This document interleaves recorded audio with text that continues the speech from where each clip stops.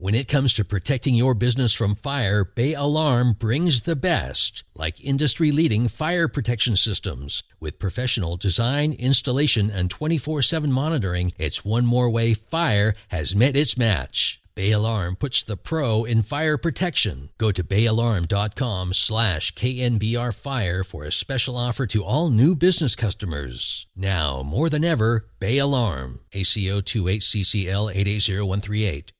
Now, back to Murph and Mac on KNBR 104.5 and 680, the sports leader. All righty, 49er football in May. How about that? It's just the way the NFL wants it, baby. We're not talking Warrior playoff race. We're not talking Giants in Pittsburgh. We're talking NFL, man. Here you go. Matty Barrows, our guy from The Athletic. God, the NFL is such geniuses, whether it's the draft build-up or the schedule release.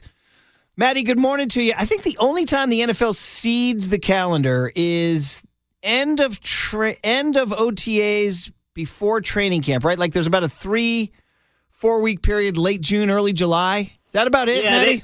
They give July 4 to America, independence, and the rest is theirs. But you're absolutely right. This used to come, schedule release day, I guess is what we're calling it now, used to come in mid-April. But this year they moved it back to mid-May because mid-April is still about the draft. So they already have April covered with another event. So they figured, okay, let's dominate May now with the schedule release. I mean, seriously, it's unbelievable. So what were your emotions? Well, I know how you think about it. You think in terms.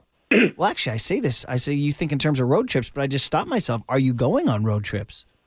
Yeah, I think so. Although, I mean, it's I guess it's still up in the air. It hasn't been decided. As you know, scheduled release day used to be the day that every reporter would book his Marriott. Yeah, the Marriotts are done. Yeah, exactly. Philadelphia downtown exactly. Marriott, or right. maybe you got a Hyatt in Detroit you like or something. I don't know. So maybe you go off the page. Do you ever go off the page to a Hyatt, or you strictly stay Marriott?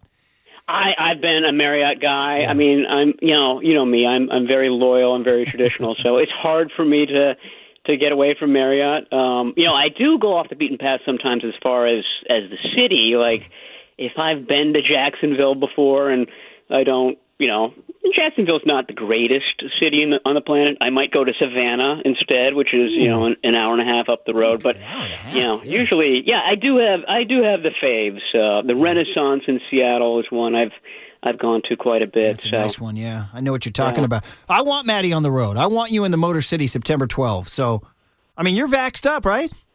I'm all vaxxed up. Yeah. That's a big one. That looks like it could be, one of those stay over on the Eastern time zone, go to the Greenbrier in West Virginia type of trip. So, yeah, I think that's, if we're being picky on which ones to go to and which ones not to, you got to go to the opener, right? I mean, that just sets the tone for the whole season. I want you at everyone. I want you in Philly. I want you at the Liberty Bell. I want you at the Marriott. What's the best Marriott in Arizona? What do you do down in Glendale, Phoenix, Scottsdale? The Buttes. The Buttes is near the airport. I mean, you're going to be far away no matter what. The airport and Glendale are not all that close to each other, but the Buttes is beautiful. It's almost like a resort.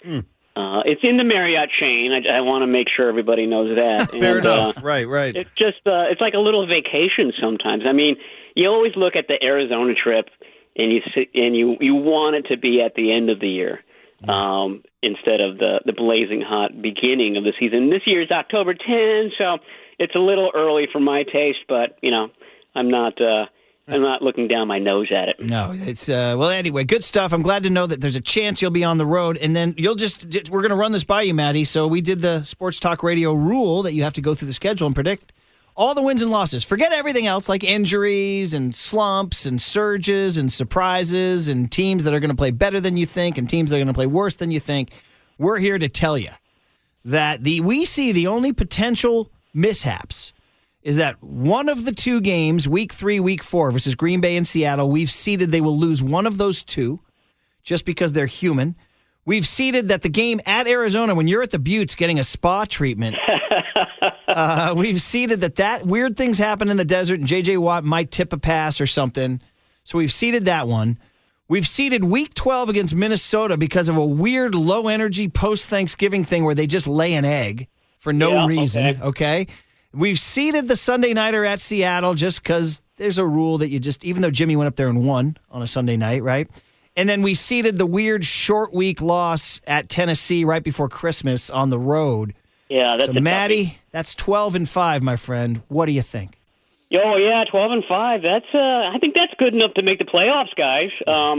The funny thing is that's exactly what David Lombardi, who did our sort of schedule analysis yesterday, had the 49ers ending up at 12-5.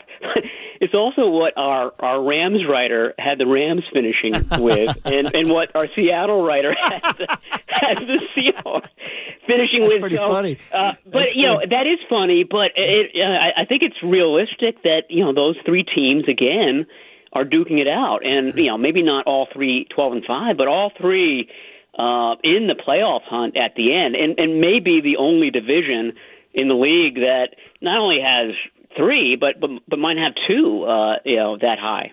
Yeah. Is there any scenario mathematically where they could go 12-5? The three. You're asking Matt Barrows a mathematical right? Yeah, I got you, buddy. I feel you. I don't know because I wonder if you could go through it and figure it out. Like if Arizona goes, I don't know. Forget it, man. Yeah, I mean, I think it would. Yeah, exactly. It would depend on what Arizona does, and obviously all the other opponents as well. What do you see as the toughest stretch for them? Well, you nailed it. It's that December stretch. I mean, going to Tennessee after a short week.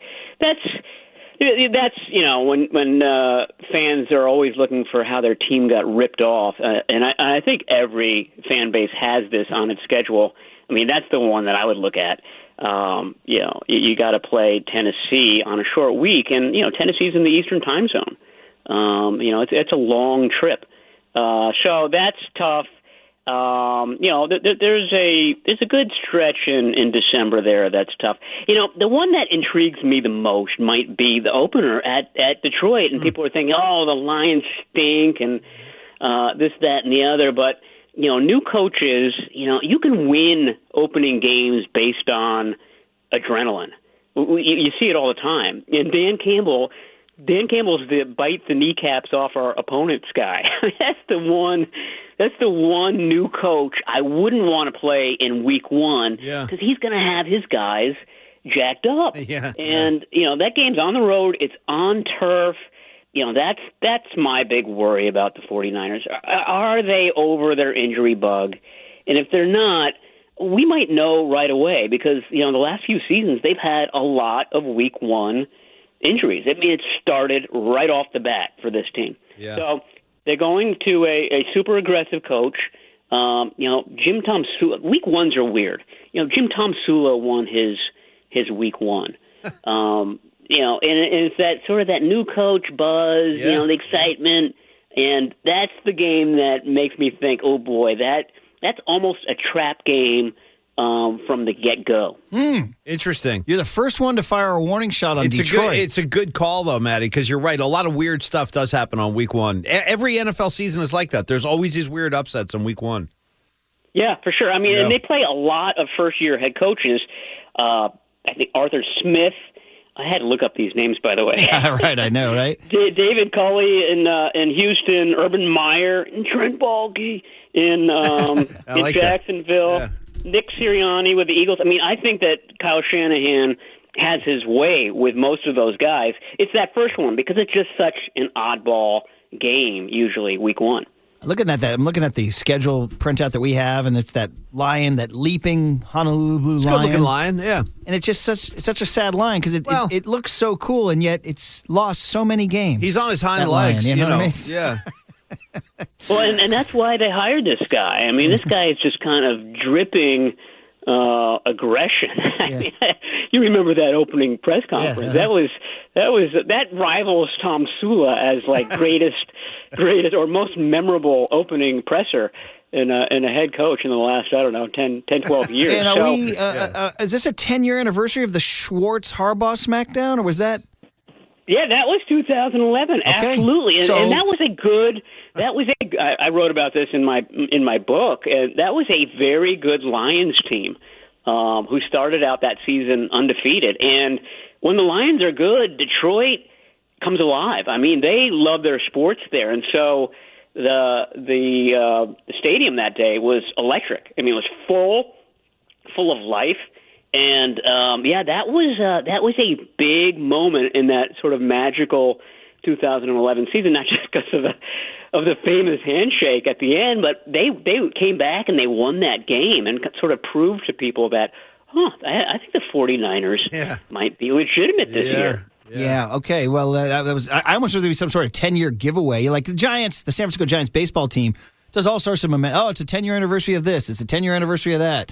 There should be like a 10-year anniversary like T-shirt of the Harbaugh-Schwartz SmackDown. Well, I was going to say, what about those? You know those like back scratchers you can buy on a stick? Oh, that's a good call. Well, I was going to say, what though, Matt? Instead of having the hand in a scratched position, just an open hand, kind of like an open palm for slapping, that's like elaborate. Harbaugh's slap. I like so instead of the curled fingertips, just an open palm. Very good. Yeah, maybe you give away little versions of Rock'em Sock'em Robots where they just go at each other. Little mini Bob Langs breaking it up too. Right, Clever Lang. Yeah, Clever Lang he's doing in Philly.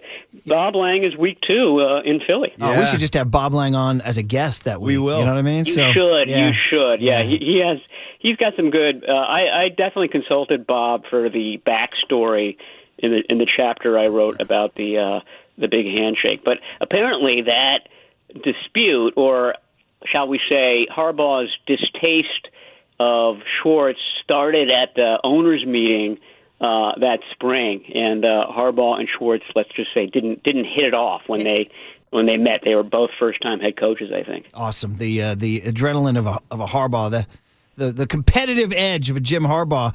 Okay, Maddie, now just the last one for you on the schedule here. This bye week is week 6. And I heard Greg Papa and Lund talking about this yesterday, and it's something to bring up. Bye weeks are sometimes when teams change quarterbacks for rookies or whatever. You know what I mean? Tua, I think, did it after it was or the Thursday night week where you have 10 days. Is that too early to go to Trey Lance? I mean, I know we're right in the future, 5-6 months in advance here, but if you're planning the Trey Lance coup, is week 6 too early? Or what was your thought? The Trey Lance d'etat? I would say that's too early. I mean, let me preface this with the usual, it depends on injuries and depends on how Jimmy Garoppolo is doing, yada. But, I've been watching Trey Lance stuff, ad nauseum really since the fall, but it recently got back into it. I mean, he needs time. I just don't think that he's going to come in, and maybe he surprises me. But that seems to be who he is and what the 49ers like about him. He's got this strong foundation where he can go up and up and up, but he's still at the foundation level. I mean, all of that needs to be built into him. So I'd be skeptical that it would happen that early. I actually don't think that, if we're talking about a team that goes 12-5, I don't think we're talking about Trey Lance taking over the starting spot. Trey Lance maybe gets in to the offense a lot, and we write about him a lot. But if it's 12-5, it means that Jimmy Garoppolo is doing well. Yeah. And why kind of upset your plan if you're 12-5 and heading to the playoffs against a 12-5 Seattle Seahawks team? Right. So you guys get to see these guys this weekend, right?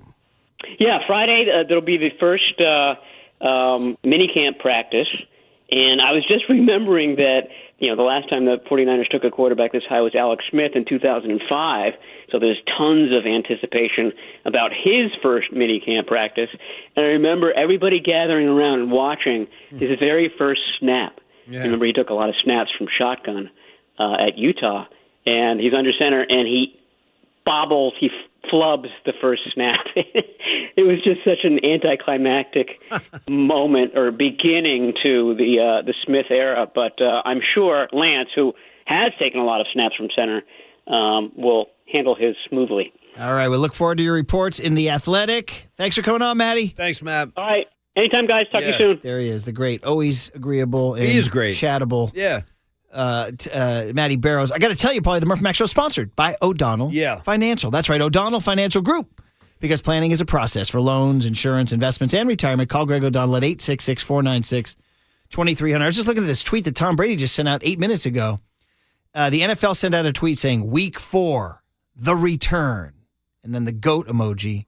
It's Tom Brady. And they drew a cartoon drawing of Tom Brady in a Bucks uni. How did the teeth walking look? into Gillette. It's from the back. So you see Brady 12. Just his back. And Tom Brady just retweeted it and wrote, it's like when your high school friends meet your college friends with the clenched teeth emoji, the medium emoji. Yeah, you're stuck in the Coach middle. Likes that one. Yeah. How about Brady just getting loose? He's got time on his hands. He's tweeting. He got loose last riffing. week, too. Who was Yeah. he? He has been loose He's lately. been loose. It's like when your high school friends meet your college friends. He's jumping in on stuff. 808 KMBR, did your high school friends ever meet your college friends? Couple times. Yeah. Yeah. It's always a little sketchy. Yeah. Although I brought a couple of my friends from Boston to Rags's frat house in Pennsylvania where he went to school. That was a good time. Okay. I'm just going to say that was Rags went to Kutztown. Rags just translates across the board, though. He's like one of these diplomat guys. He can come and go between any state. He's going to be welcomed. All right, good stuff, man. You are listening to the KMBR Morning Show on KMBR and KMBR FM San Francisco, the sports leader. All right, we got the A's maybe moving. We got the Warriors knocking down a potential playoff spot, and Janie McCauley of the Associated Press covers it all. She's the best, the most beloved sports writer in the Bay Area. Next on KMBR 104.5 and 680, the sports leader. When it comes to keeping you and your business safe, Bay Alarm is committed to be the best, with additional safety protocols like enhanced cleaning practices, protective equipment, and social distancing in the office and on the job site. It's one more way Bay Alarm puts the pro in protection, because nothing matters more than your safety. Go to bayalarm.com/KNPR for a special offer to all new business customers. Now, more than ever, Bay Alarm. AC 028CCL 880138.